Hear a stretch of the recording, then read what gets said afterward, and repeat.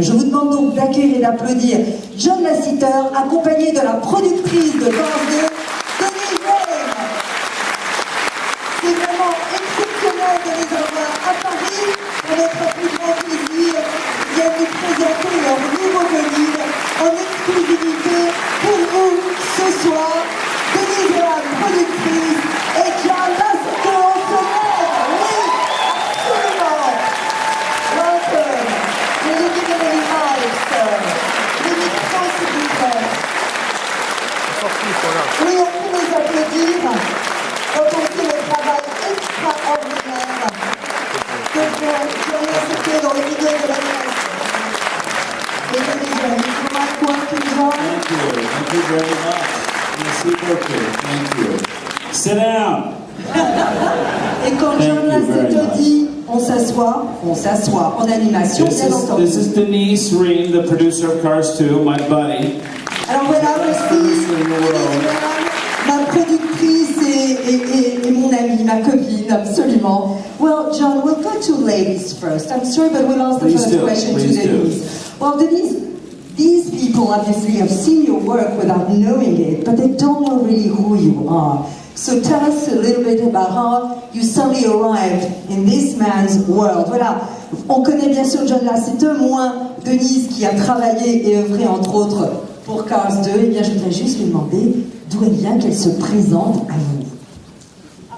I worked for many years at Industrial Light and Magic, movies like the first Harry Potter, Star Wars Revenge of the Sith, and I wanted to work on really, really great animated films, so I decided to apply for a job, and luckily I got hired, and my first project was Up as the associate producer. And then in 2008, I really wanted to work on the second Cars film, and I applied for the job, and I was lucky enough to be hired for that film, and it's been a total dream come true, working with one of my really dearest friends now, and we had fun, and we're so proud of our film, so I really hope you love it as much as we love making it. Alors voilà, la carrière de Denise, pour ceux qui n'ont pas compris, mais je suis sûre que vous êtes déjà bilingue avant même d'entendre bien. Elle a commencé sa carrière vraiment brillante chez Industrial Light and Magic, et ça, si vous le connaissez, c'est vraiment un lieu extraordinaire pour l'animation. Elle a travaillé sur le premier Harry Potter, elle a également travaillé notamment sur La Revanche des Sith de Lucas, et puis son rêve en fait, c'était de travailler sur des films d'animation. Alors, elle s'est dit, voilà, elle a eu la chance de travailler, de rencontrer John, de rentrer chez Pixar, et son premier job chez Pixar, ça a été productrice associée de Lao, et vous connaissez la carrière de ce film. Et puis en 2008, eh bien, elle a su qu'il y avait un projet qui s'appelait évidemment Cars 2, le film que vous allez aller voir. Elle s'est dit, je vais postuler et demander à John s'il veut bien m'engager comme productrice du film. Et donc pour moi, c'est un rêve devenu réalité. John maintenant est devenu vraiment un de mes amis les plus proches. On a beaucoup ri en faisant le film, vous allez voir. On espère évidemment que vous allez rire et aimer le film autant que nous avons pris bonheur et plaisir à le faire. Well, there's just a small... Wait, I got to say, she is of Hollywood royalty. Whoa.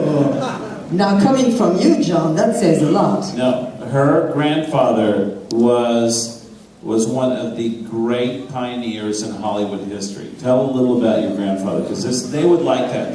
They would know who he is. It's really fantastic. Oh, alors voilà, juste John de rajouter, mais en réalité, elle est vraiment, si je puis dire, elle appartient à la famille royale d'Hollywood, s'il en avait une, car son grand-père a été un des pionniers du cinéma à Hollywood. So tell us about it.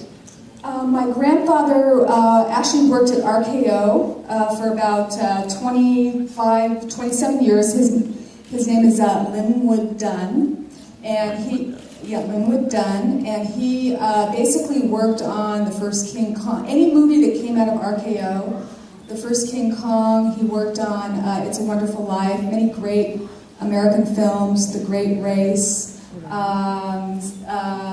West Side Story. And he was responsible for creating early opticals. So much of what you see in modern day digital compositing, he pioneered in film. So film opticals, matte painting, traveling mats, miniatures, and he interestingly worked on the first Star Trek series, the first season of Star Trek. So he, I am very proud of my grandfather, and the Academy named a theater after him in Los Angeles, in Hollywood, and I was born in Hollywood, so it was really amazing for the Academy of Motion Pictures Arts and Science to honor my grandfather. Alors voilà, vous avez compris, son grand-père, c'est un homme extraordinaire qui pendant 27 ans a travaillé évidemment dans les studios mythiques de la RKO, et par exemple le premier King Kong, eh bien c'était la RKO, donc c'était vraiment un homme extraordinaire qui a travaillé sur les films de Capra, sur West Side Story, il a même travaillé sur le premier épisode de Star Trek, il a créé les premières optiques vraiment qui plus tard sont devenus évidemment, ont permis tout le travail numérique aujourd'hui. En quelque sorte, il a également été un pionnier bien avant l'heure de la future animation, en tout cas du cinéma numérique. Et je suis très fière que mon grand-père ait été d'abord reconnu par évidemment l'Académie à Hollywood, et puis qu'il y ait un cinéma qui ait son nom, puisqu'il s'appelle Leonard Dunn. Donc c'était vraiment un immense monsieur du cinéma hollywoodien. Et Denise dit qu'elle est très fière aujourd'hui de le représenter en quelque sorte parmi vous. Voilà. Well, is it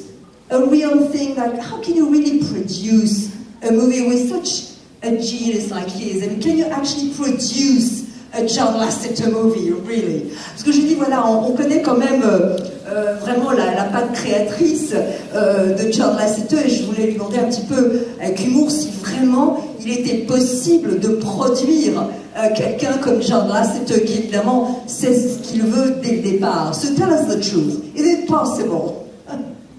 Let's just say that I had to perfect my negotiation tactics. Voilà, all right. This will suffice. Vous l'avez compris. Disons qu'elle a dû peaufiner ses techniques de négociation. Well, thank you very much for being with us, Denise. It's truly, truly appreciated. Voilà, productrice de film, et quand vous allez voir le film, vous comprendrez que c'est un travail extraordinaire. Well, honestly, John, I mean, the audience is about to discover what took you years to direct again after the very successful first Cars. I mean, what could you tell the public who hasn't seen the film yet? What is really the heart and soul of Cars 2? Voilà, vous qui n'avez pas vu, bien sûr, le film, qui allez le découvrir, je voudrais juste demander à John quel est vraiment le cœur du film. Quelle est l'histoire et le cœur de ce film? At Pixar, every film is a filmmaker's dream, a filmmaker's vision. The ideas, the stories come from a filmmaker and his creative team. Even the sequels are made because the filmmaker who created the original has come up with an idea for a story that's as good or better than the original.